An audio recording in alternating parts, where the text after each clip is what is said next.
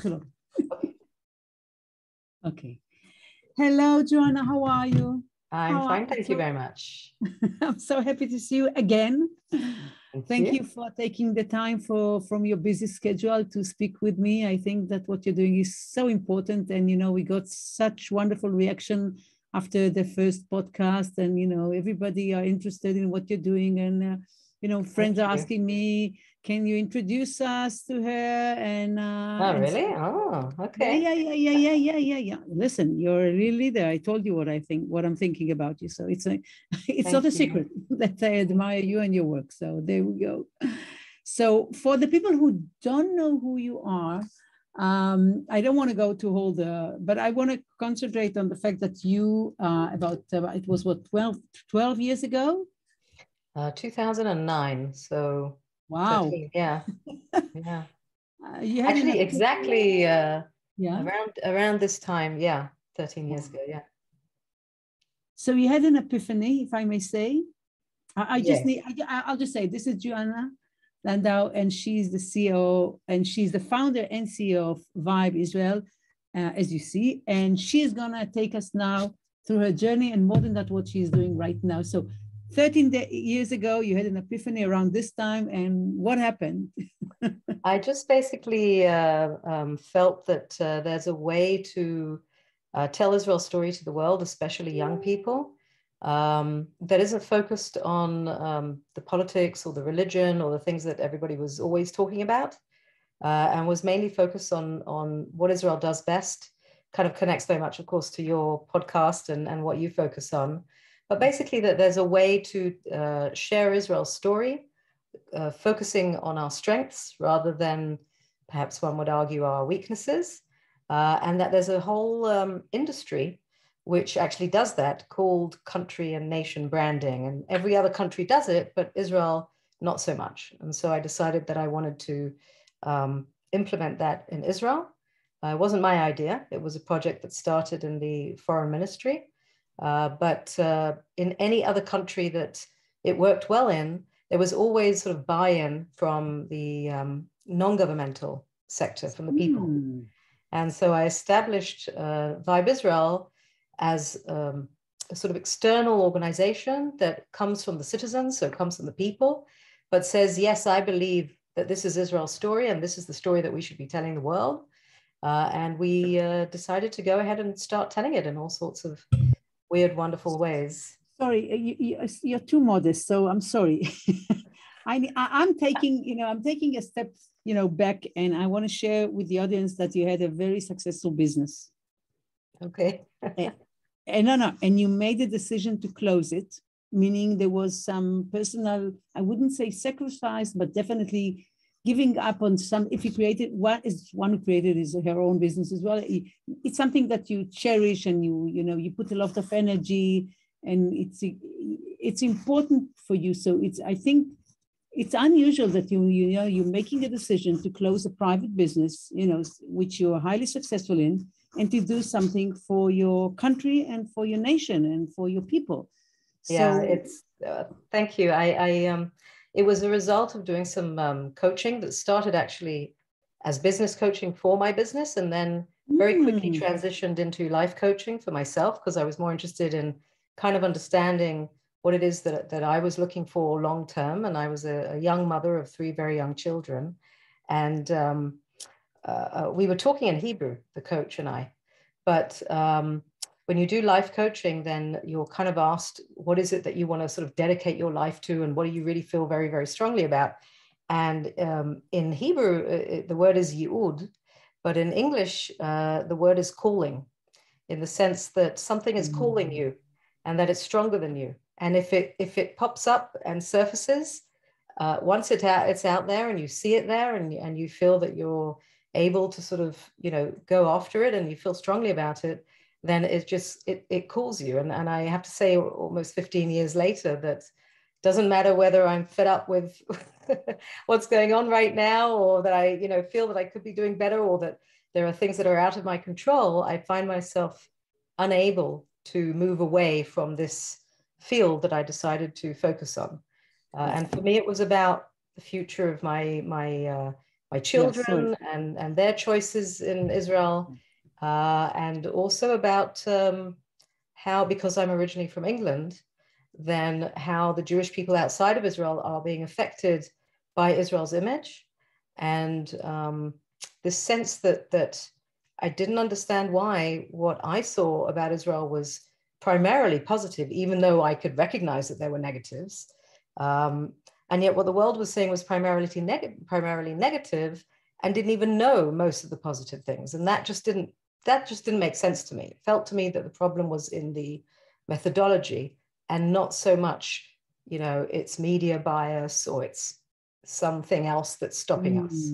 So I just felt it was stronger than me, and I guess it still is. That's and may I ask, how was the reaction? I mean, your clients, you're telling them you're busy, you're closing the business in order to do something for Israel, and I'm wondering, and there was nothing yet, nothing existed yet. You had the vision and the passion and the calling, and you're giving out of something I don't think it surprised anyone. I think that no, just because I've always been on this dual relationship between being Israeli, but also being originally from outside of Israel, and that connection and that sort of care and the ability to see Israel from the outside in and not just from the inside out has always been part of who I am. My husband is also very similar. He's American Israeli or Israeli American. I think for people like that, it doesn't usually surprise anyone if they decide that they want to dedicate themselves to something that's, about the country and not so much just about themselves. But so you get up in the morning, you say, I want to do something for Israel. I want to improve the image or the perception of Israel. What do you do next? I mean, what I actually did was I phoned my grandmother who had a lot of connections that I never tapped into because I didn't feel it was right. And but at this point, because I was so passionate about it, I was like, Grandma, you know people, introduce me to someone. And she had just actually met someone in the Foreign Office who told her about this project. And the project was called the Brand Israel Project. And I had just completed a master's degree and an MBA with a focus on marketing and branding. And she said, you like branding, you care about Israel, maybe there's some kind of connection. And she basically invited him for lunch, and we went out for lunch together. His name is Ido Aharoni. He was the Consul General of Israel in New York, but this was before then. And I think I mentioned it last time as well.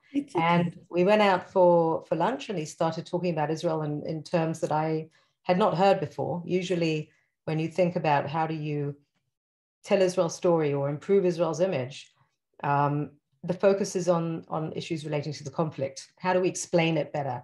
How do we get people to understand and contextualize what we're dealing with here so that we're not seen to be Goliath and there's this new David in town? And he wasn't talking about that at all. He was talking about the spirit of the Israeli people, about the strength of the Israeli tech. The book Startup Nation just came out, and the beauty of the country and all these different things that kind of made me realize why I live here to begin with. Wow. And so it was very, it connected very much to things that I was feeling very strongly about around that time. As I mentioned, I was doing life coaching. And so I said, you had me at hello. What does one do to join this amazing project that you're setting up? And so he invested a lot of energy and time in me. Apparently a lot of people had said to him, I'm very interested, what can I do? And then he would send them away and give them some kind of project to do and then come back. And then usually 98% would not come back, because it's nice to say I'm interested, but in the end, if you're not really, then if you don't want to do the work, you just don't do it. Yeah. And I came back with like a laminated report of like 12 ideas for the 12 tribes of Israel of how to market and brand Israel to the world. And I don't think he ever read it. I don't think I ever did again, but I think it was very clear that I was very passionate about it. And so for about 8 months, I shadowed him. I went with him to meetings. He was very kind and sort of allowed me to join him to meetings that he was going to. So a lot of meetings within, government circles, and then meetings outside of government circles, because he quickly understood that it might not take off within the government, and that business and other types of culture, these are all industries that can take part in telling Israel's story. And I was mainly in charge of putting together groups of people from outside of the government who would come because I invited them, and then hear what Ido had to say and hear about this new methodology, and then hopefully get on board with it. And because I tend to do things, I don't know, I just go all in. So I established an organization and had a name and everything before I even knew what the hell we were going to do. Wow. We were going to do with it. Yeah, I was so excited about it that we went. How long did it take you to create the? Probably it took about, I don't remember exactly, probably about 6 months. Wow. Something like that. Yeah, we did, I did a proper process of branding and, coming up with a name and so on. It wasn't originally Vibe Israel, it was a different name. And we changed it over time. But basically alongside shadowing Ido, I also got together people and did some brainstormings of just people who cared and seemed to know more than I did about various ways of communicating a story, whether it's on digital or through events or in a ton of different ways. And people came up with ideas, and eventually one of the ideas took over, and we went ahead with it. That's brilliant. So why Vibe? I mean, why Vibe Israel? Yeah.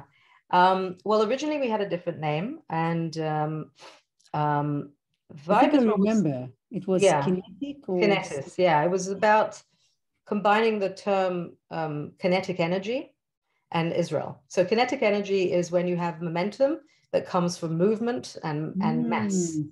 And the idea was to get more and more people on board and to create like a movement of people who care about Israel and so on. But with hindsight, the word kinetis sounds a bit like I don't know, like a viral disease or something. I don't know. It doesn't sound like what it was, and it was a difficult word to actually. It's complicated. It's not a nice word. Yeah. So actually, we did some. One of the groups that I don't remember who it was, but one of the groups that I was consulting with, and the people that I was consulting with, they had their own sort of branding people, and they said, we'll come up with a name. And they came up with Vibe Israel, and the idea was mainly that what we're trying to convey is the vibe of the country, and to when a lot of Israel's story was about facts and figures and information that was being provided. What are our policies? Why are they justified? Here's the information, and so on and so forth. Whereas storytelling is about creating a visual reality in one's mind. And that very much has to do with the atmosphere of the place and the energy and the vibe. So we liked the word vibe because it was also kind of with movement and energy, and we felt it was relevant. And I decided actively to include the name Israel in the name of the organization. It was a sense of not fearing to put Israel in the name, because we were going through a stage where people were trying to downplay the name Israel because of the concern about the negative narrative and so on. And I insisted on keeping it in the name of the organization. And it stuck to this day. Joanna, I must tell you, you're such a source of inspiration. I must tell you, it's a little bit for one second person. I want to create, a futures research organization. And I've been consulting with some friends, and it says, no, go. It should be an international one. And I was last week, and I was speaking with some very, very close friends and people that I trust. And it says, no, it should be because it's futures. And I went home and I says, no, but I'm an Israeli. I'm proud. No. And I'm listening to you, and I just made the decision. It's going to have Israel in the name. That's it. I think if it's reflective of Israel's spirit and takes and leverages what we're best at, and we're really good at certain things that differentiate us from other countries, then yes, relating it to Israel and saying it's very deeply entrenched in in who we are and what we're all about. And this is the kind of consulting that you're going to get. The added value is that it's coming from an Israeli. It's like, you know, we associate Germans with being very, very pedantic and very organized. And, you know, we associate the French with being, you know, and the Italian. So if people, and certainly in your field of innovation and so on, Israel is certainly a country that has this can-do attitude and these, you know, thinking out of the box and this ability to dream the impossible and to actually implement as well, not perfectly, because we're not German, but it'll get done. I think that those are the biggest strengths of Israel. And I'm actually, part of my work is to try and get Israeli companies to highlight their Israeliness, because when Israel's story is told well, and through the high tech, it is told well, people do appreciate Israel's high tech, it bypasses everything else. It also even bypasses most of, and almost like 98% or 99% of the anti-Israel narrative. Can't say the same for many other aspects of Israel, but certainly business, innovation. We have a, you know, there's Silicon Valley and there's Silicon Valley.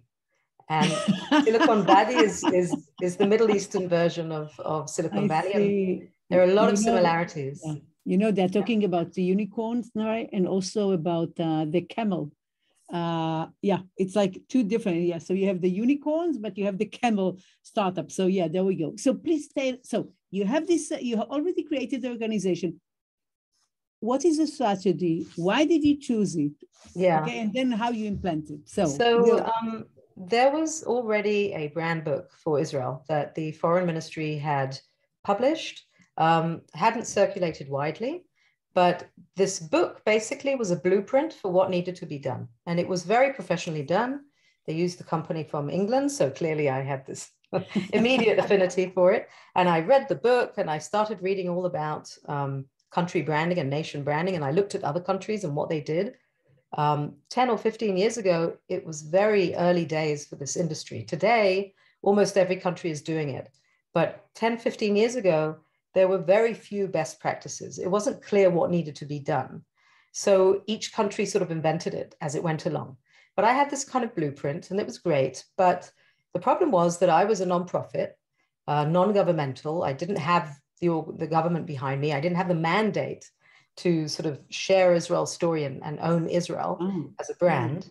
And yet at the same time, the government was also not really implementing it as quickly and as efficiently as I had sort of expected. So I'm sitting there thinking, okay, what do we do? I've got this blueprint, but I can't really implement it at the level that the government wanted to do. Meanwhile, the government is doing stuff, but not enough. So as I mentioned, I brought some people around the table. I used to sort of order sushi and beer and people would come over and we'd talk. And we start, the question that I was saying was sort of, I was asking is, we know this is the story, here's the book, like, you know, we've got the messaging that was done in a very professional way, so I trust it. But I don't know what I can do as a small organization to promote this story to the world. And some ideas came up. Most of the people around the table were in their 30s and 40s. So not kind of too wed to the old ways and traditional ways of sort of advocating for Israel.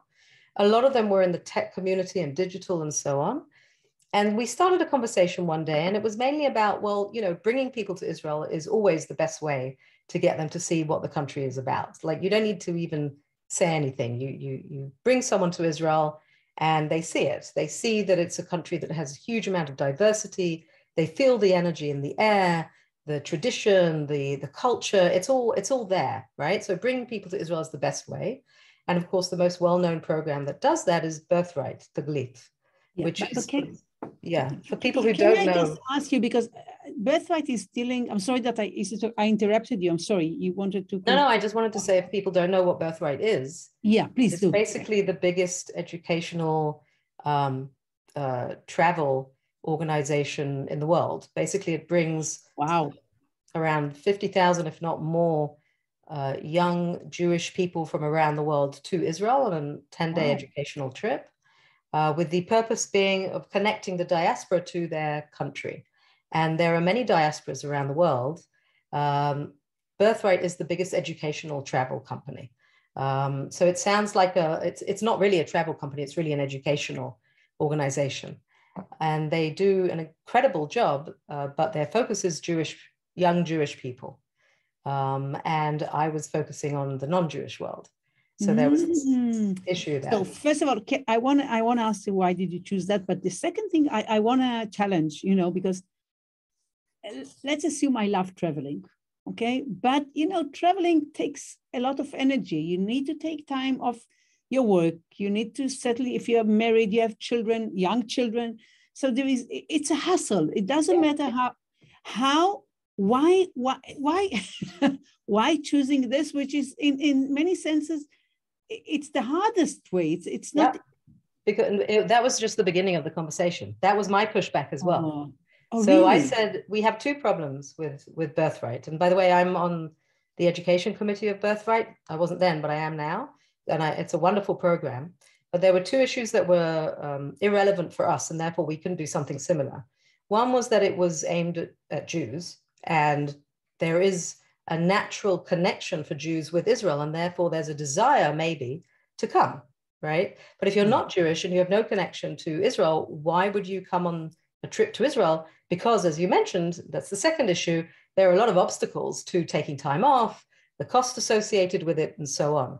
I didn't have the ability to invest the amount that Birthright invests in offering these trips practically for free.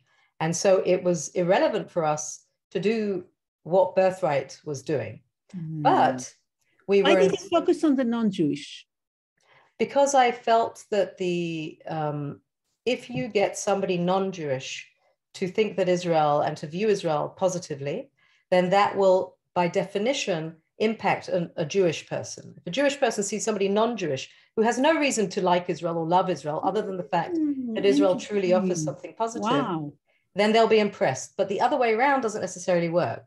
So if you've got Ma'im how did you get that? I mean, this is a wonderful insight. How did you get to this? I think it had to do with the fact that I went to boarding school in England, which was a Jewish boarding school when I was in high school. And then after the army, I went back to study law at Cambridge, and I was practically the only Jew that a lot of the people knew. And in the end, when I got married, when I came back after the end of my degree, 6 or 7 of my friends from non-Jewish friends came to my wedding, and it was the first time they ever visited Israel.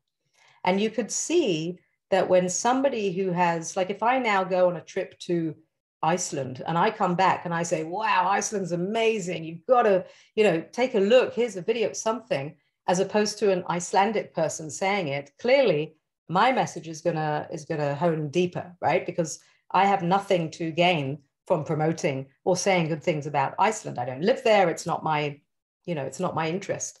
Whereas a Jewish person has obviously an affinity to begin with. And so it's kind of, when you have really top Jewish people saying amazing things about Israel, by definition, it's taken with a little bit of like, well, you're not objective. But if somebody non-Jewish says something good about Israel, then they are objective, and that impacts everybody. No, I'm just thinking about this fact that you said there was a calling, and it seems that the seeds of the calling were already implanted, because if you are married, you're a newlywed, you're with your honeymoon, and you're thinking about what your friends are saying. It's some ingrained. I think when you find your calling, you realize that everything you did in your life has led you to the calling.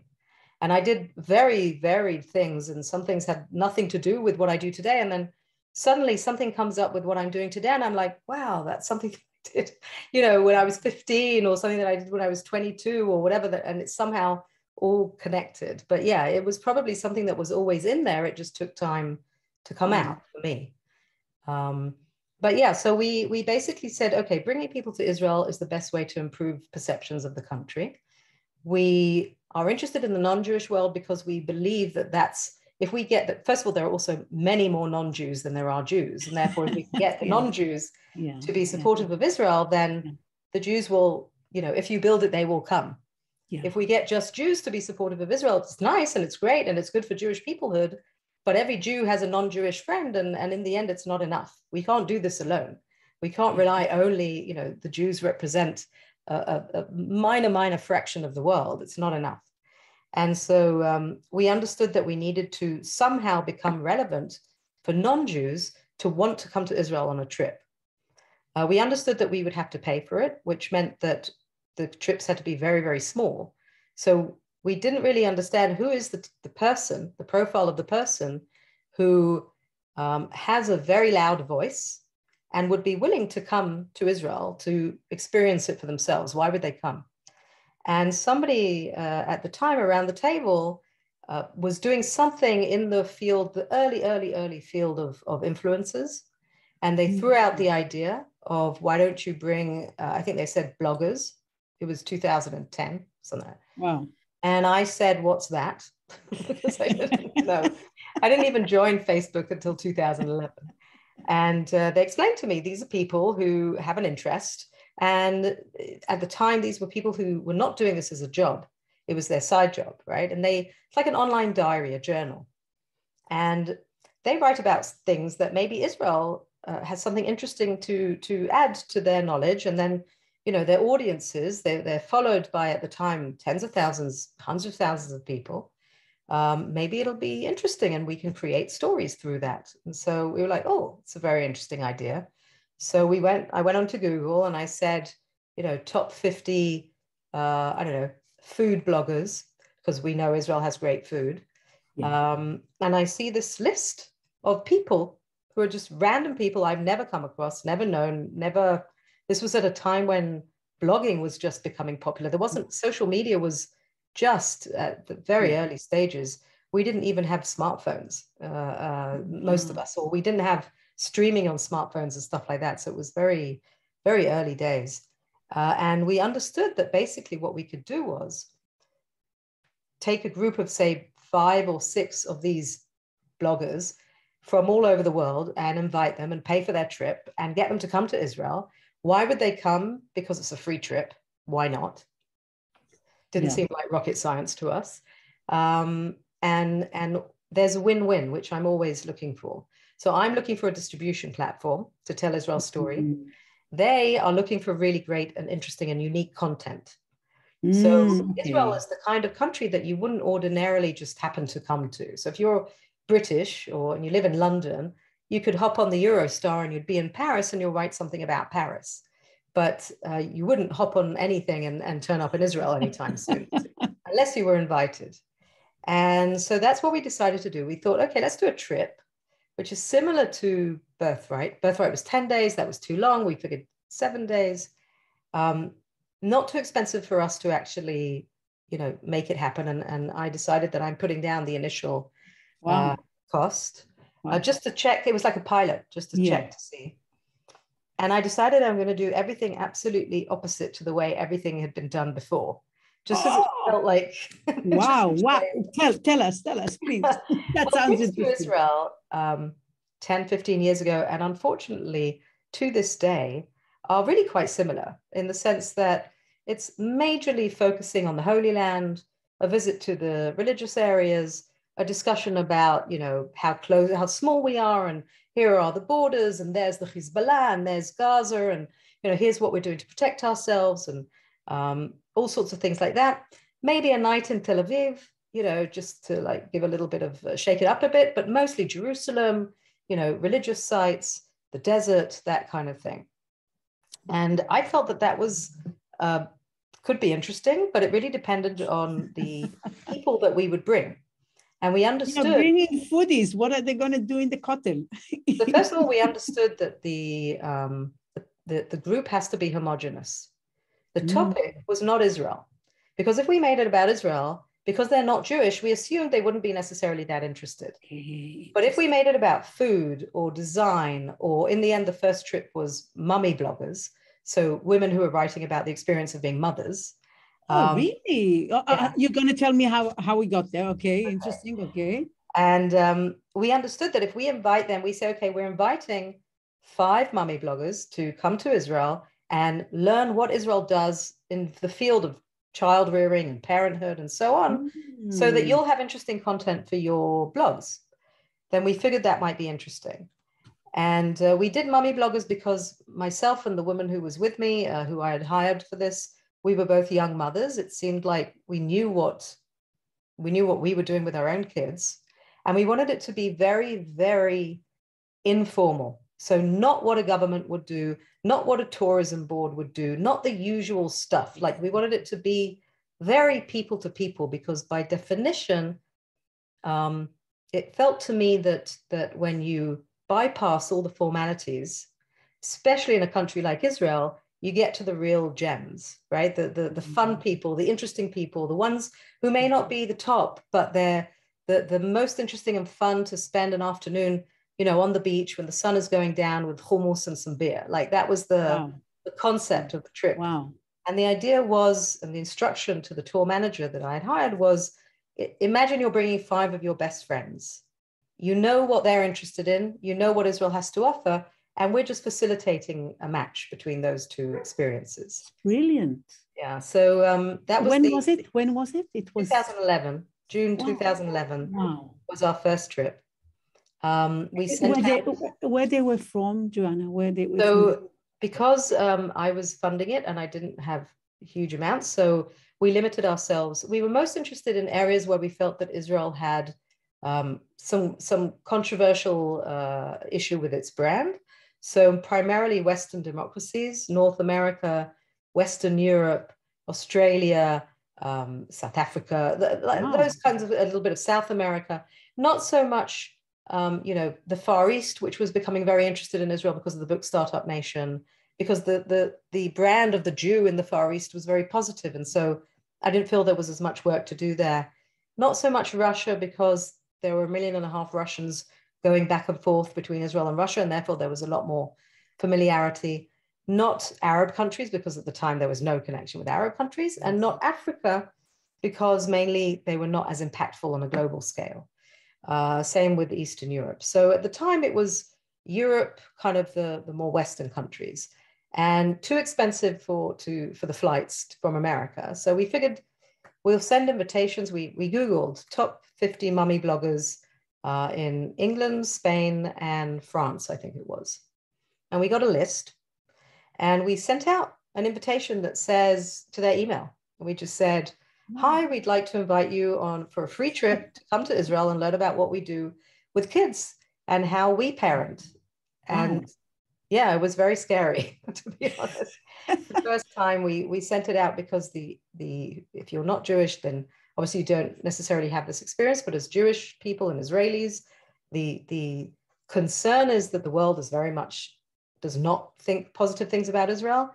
And so we were concerned that we would get big backlash and people would say, no, we're not coming to Israel because of what you're doing with the Palestinians and all that. And we were very pleasantly surprised that most people, I think everyone, was like, sure, I'll come. You know, it was. Oh, so now you had another problem. Now you have 15. And yeah, well, what we did was we had like a wish list. And so we could choose the ones that we wanted most. And we invited 5 of them. The 2 or 3 of them were from the UK, and 2 of them were from Spain. They had a total following, which was it sounds minuscule, but under 100,000 followers for all 5 of them, which is nothing in today's terms.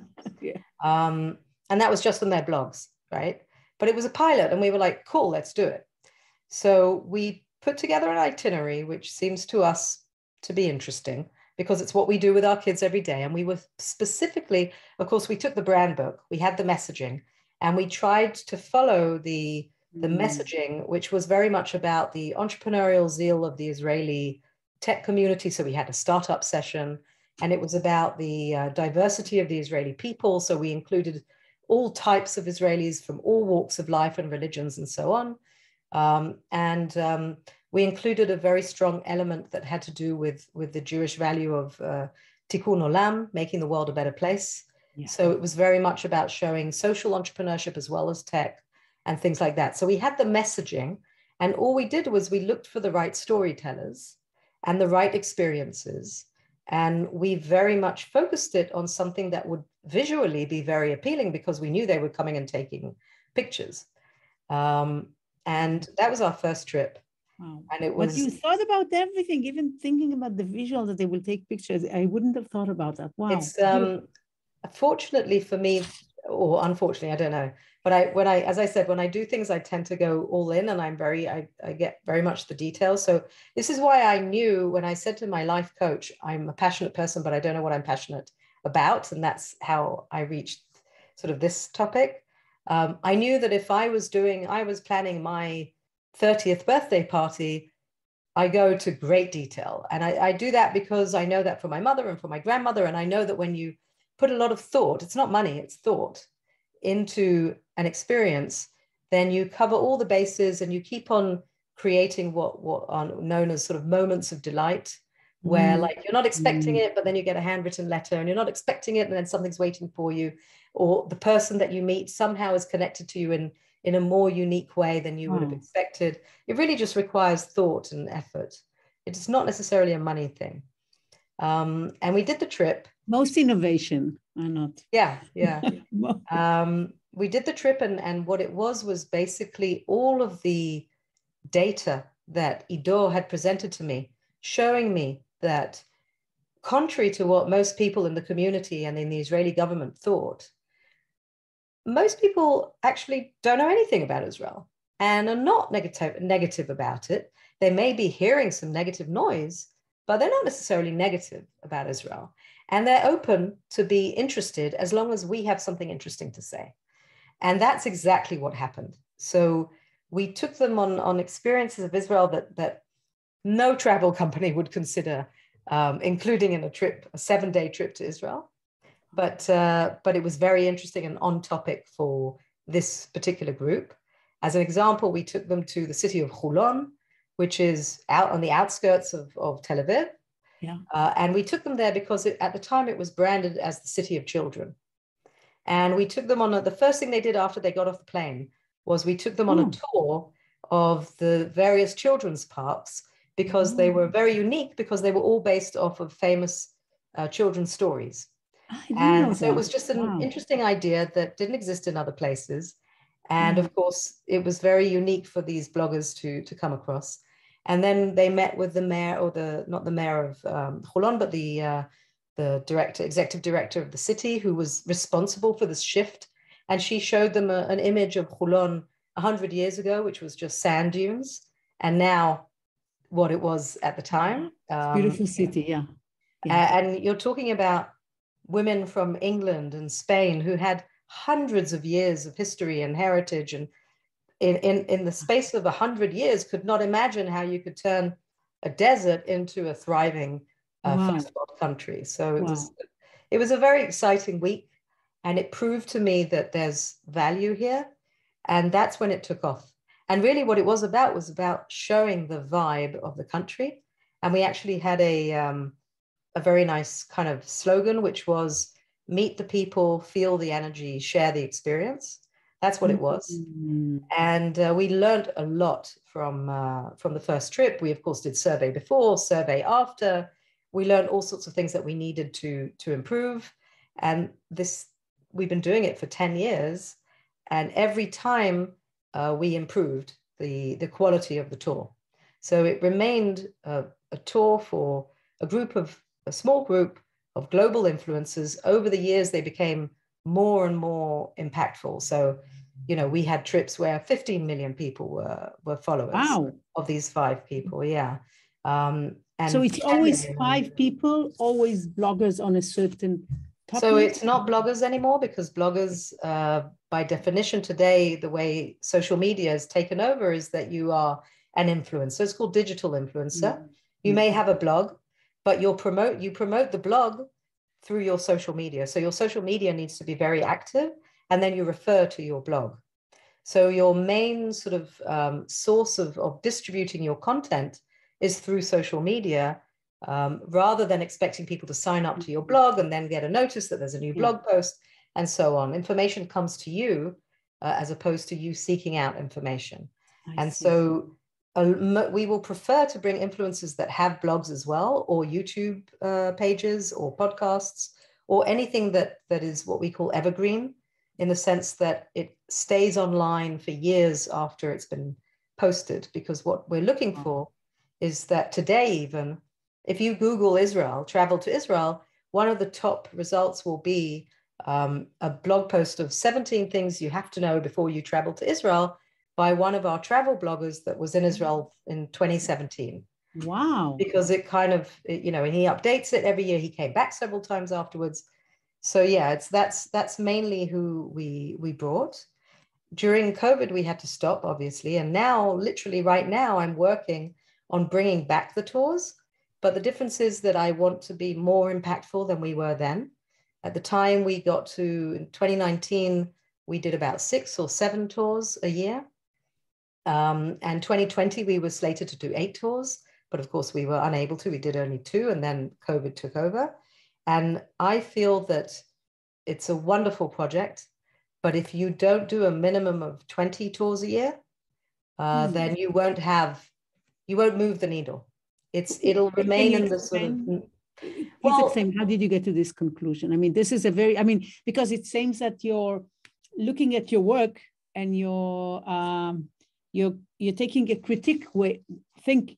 Yeah, no, I take... No, I'm saying it's honestly, very unusual. You know, people usually fall in love with what you do, and you're asking yourself, what should be better? Well, I have to say, and I said this to one of our donors a few weeks ago when I decided that this is what I wanted to do.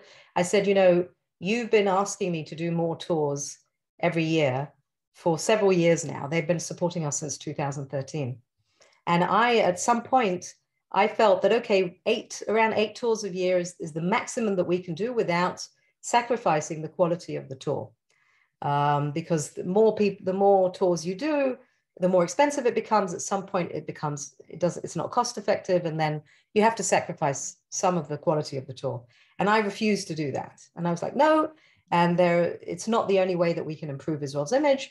Digital allows us to do campaigns and work with, you know, other kinds of influencers and so on. And this particular donor said, I like the tours. You know, we'll give you more money, do more tours. And I'm like, no, I was in love with my own sort of passion project.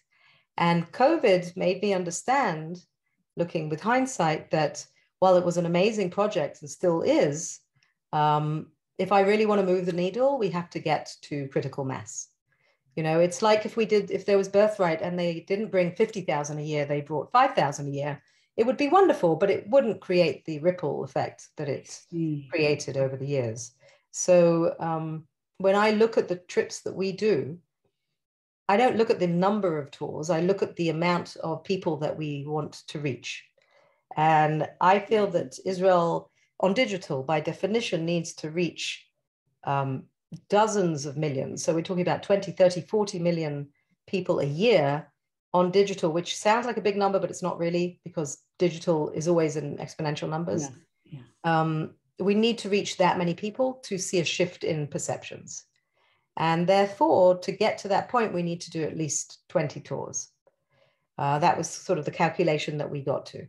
So now I'm sort of saying, okay, we'll do more tours, and we'll go up to 8 participants per tour. That's the maximum that I'm willing to go up to without paying a price. Okay, so you're saying about, okay, so you're talking about it will be 20, but with 8 people. This is what you're saying. Okay, and it's going to be diverse. I mean, different kind of different. So these again, these are things that we were looking at as, you know, in the last 10 years, social media has really like gone crazy, and digital influencers are the thing. But now there are new platforms. We didn't do TikTok before now, and now we won't be able to avoid doing TikTok influencers as well. So and you have to adapt yourself to each type of platform. Today, there's a lot of video. In the past, there wasn't a lot of video. It was easier, and so on. So what we understood is that we need to look at sort of how are we going to create the biggest impact that we can, and we want to make sure that yes, we're bringing 8 people per tour. In the first year, do 10 tours a year, and then by the second year, get up to 20 tours, and then 20 tours every year. And then another thing that we noticed is that in the past, when we were doing 7 or 8 tours, every tour was on a different topic. And in 2019, because the Israeli food industry became very popular globally, I don't mean food tech, I mean Israeli food, just took over the world. Everybody loves hummus, everybody loves sabich, everybody, that's the thing. Yeah. Restaurants opening and so on. All of our tours were about food because we felt that we wanted to push a successful, and so we understood that if we're going to do 10 tours a year, what we're going to do is we're going to see what topics are trending online amongst the audiences that we're interested in impacting, so mainly young people. And within those topics, what is Israel particularly good at and has a really interesting story to tell about? And focus on, and then focus on 3 topics per year, so we can do at least 3 tours on one topic. So we can also start repeating experiences, and that way bring some of the costs down. And then I'm leaving one tour as like a joker, one that's sort of a... do you want to share what are the topics for this? We don't know yet, because once you don't know. Okay. I have to raise the funds for it. Wow. Once we raise the funds for it, I start building the team back again. The team needs to start searching for the topics and so on. I assume it's going to be very much, probably one of them is going to be travel, because it just, Israel's still remembered for the positive handling of COVID, and people really want to come here, and the tourism ministry did a lot of work in that sense. So probably travel, something probably relating to food, I'm not entirely sure, and probably something relating to wellness, connecting and of course connecting our technology to all 3 of those topics. That's probably the areas that we're going to look at. And the one joker is one that I always keep, because we did in 2016 or 17, I don't remember. We did a tour, which was also a campaign, which was completely crazy. We basically, I got a bit bored, to be honest. And I went to a creative company and I said, we paid them to give us, ideas for a different kind of tour that was also a campaign. And we said it has to include people coming to Israel, and it has to use the power of social media to create a big splash. And one of the ideas that they gave us was to bring dog influencers to Israel. Yeah, I love it. Bizarre. But basically, if you follow social media well enough, you know that if you post an image of a pet, then that increases the amount of people who are interested in that particular image or story or video. And there are dog influencers on Instagram and TikTok and so on who have hundreds of thousands, if not millions of followers. So it's not the actual person, it's the dog that actually has the platform. And so they came up with this idea called Doggy Vacay in Israel. And we did a campaign where we invited dogs on International Dog Day to sign up to participating in a competition for a free trip, dog plus one, wonderful. I love meaning their owner and the dog, to come to Israel for a free trip. Why? Because Tel Aviv has the highest dogs per capita in the world. We had to make that connection, otherwise it's not authentic. And of course, hundreds of dogs signed up. We chose the ones that had the most following. We also reached out to a lot of them.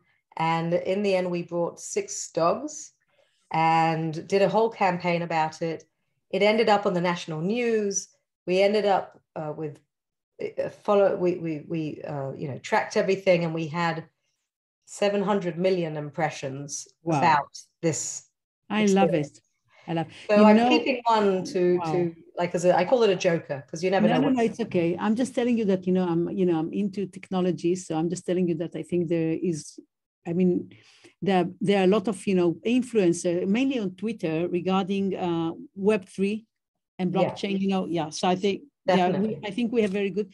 And another issue that is very important for Gen Z and the millennium, I'm working on it, is mental health. Mental health. Yeah, definitely. And that relates back to COVID. And that's how we would bring it into, we have to, the tour topic has to be something uplifting, exciting, fun, because we're trying to reach a lot of people. Yeah. So we would focus, or we would call it wellness or something like that. Yeah. And there would be a focus, for example, on mental health. Yeah. But I'll give you an example of how we understood why why we need to frame it in this way. So one of the things that Israel does extremely well is medical breakthroughs. We're very good at, lots of doctors in Israel, lots of research. And so we wanted to do a trip for doctors. And we sent out, and the same, by the way, we wanted to do a trip about fintech, finance. And in this field, a lot of the influencers are actually Jewish. Doctors and finance people. And a lot of them didn't want to come because they knew, they was like, it's Israel, okay. Not that interested. Interesting. And we felt that it was also when we started reading the blogs and we started reading the content, it was a little bit dry. Okay, you need to be at the same level of technical understanding to be able to follow it, which means that the audience is small. No. Yeah, I'm just telling you, you should look at the digital fashion right now. What we did, so we looked at doctors and medical, and then we thought, okay, what is adjacent to medical but is broader? We ended up with health. Health is connected to medical, and then what is adjacent to health that is a word and a concept and a industry that is very relevant for millennials and Gen Z, and that's wellness. So we ended up doing wellness tours where we included medical breakthroughs and research and whatever, but the topic was wellness. So for example, we would do, fashion and tech, food security, for example, is huge, but you wouldn't call it necessarily food security. You would call it social entrepreneurship. And then have a big focus on that. That's beautiful. Really, I mean, the branding. I want to share with the audience, you're so humble. I saw a film you were in Abu Dhabi a year ago. Yes, in Dubai, In Dubai, sorry. And you decided to share the stage with the woman. Yeah.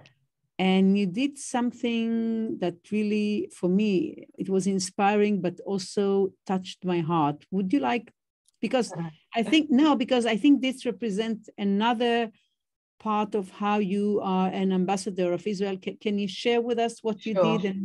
So what it was basically following the Abraham Accords. Of course, the idea of having a lot of business between the UAE and Israel was very popular.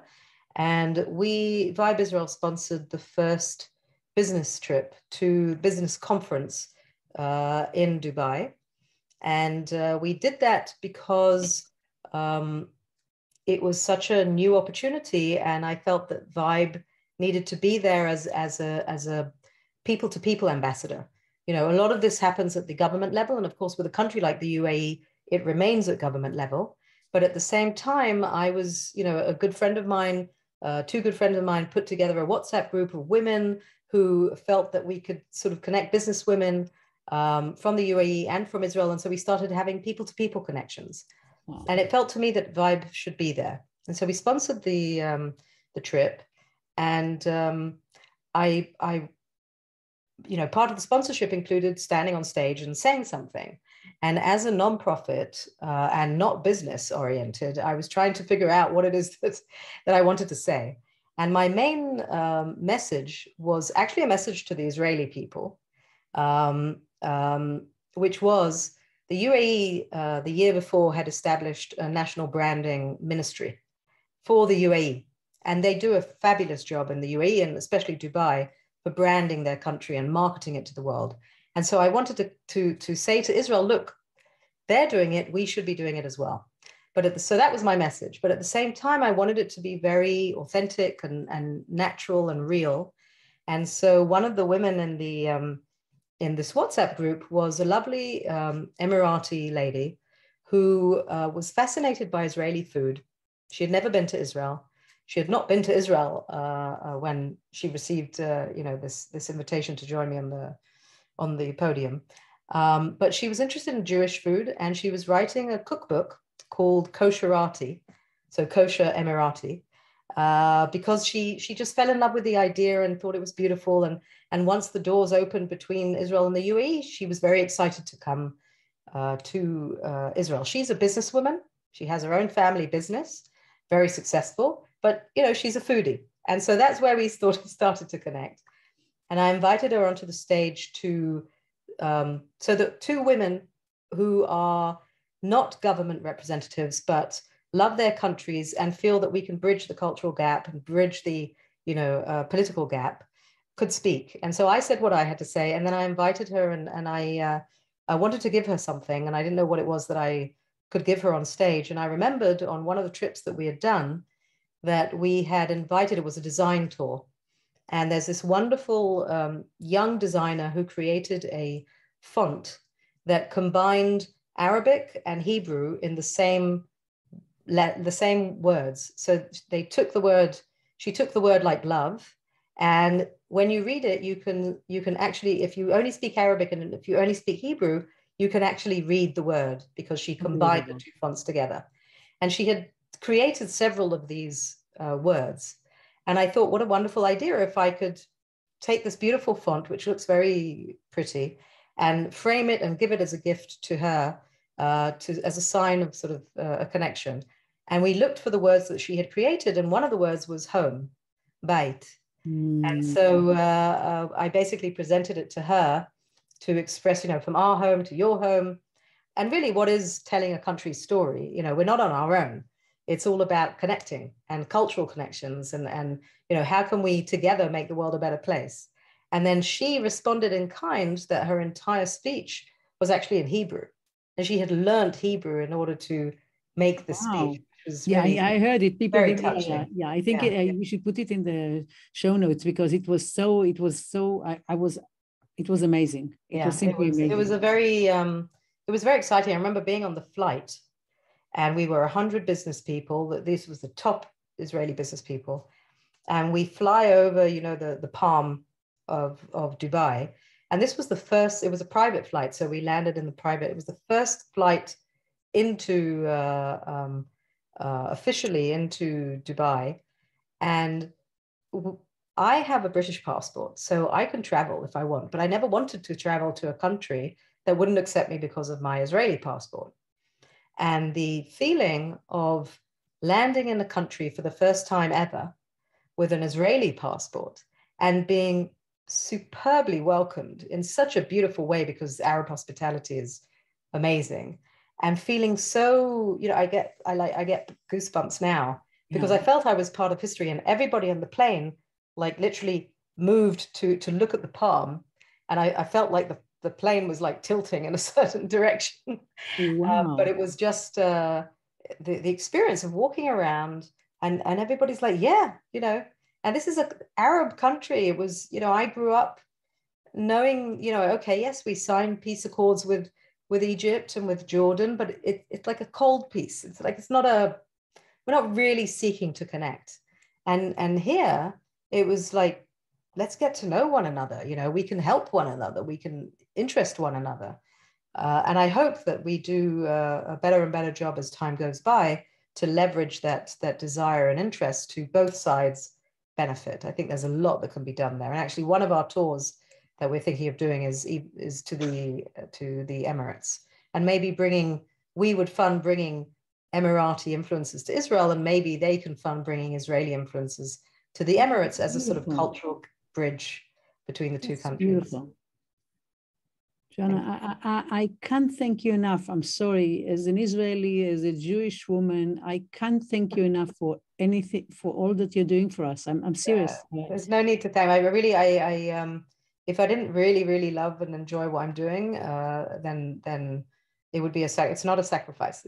I didn't really think enjoying so, but it. I think you can do what you love. I teach, all the time wherever I can, but still, people should be appreciated because you had so many other options in your life, and this is what you choose. So thank you. It's our honor, and I think we are all grateful to you. So you know what, you're doing the same in the end. Yeah.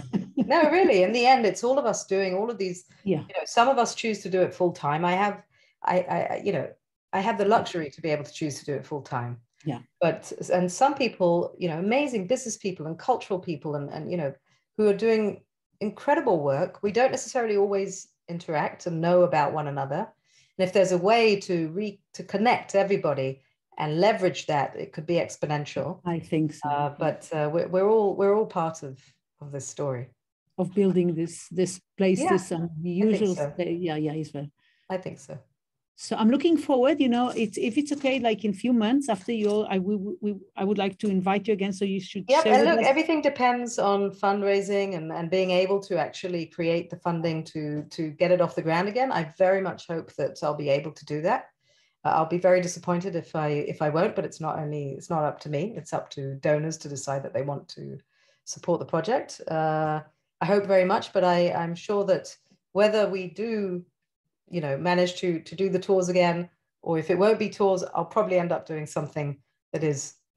I'm sure it's going to be remarkable, but you should know still that within the same place. Yeah. So in a few months, if it's okay, well, I'll absolutely. Please do. Thank you. I appreciate after you've done something. It's been a real pleasure. Thank you so much. Thank you very much. תודה רבה. Thank you. תודה. להתראות בינתיים. ביי. להתראות. ביי. להתראות.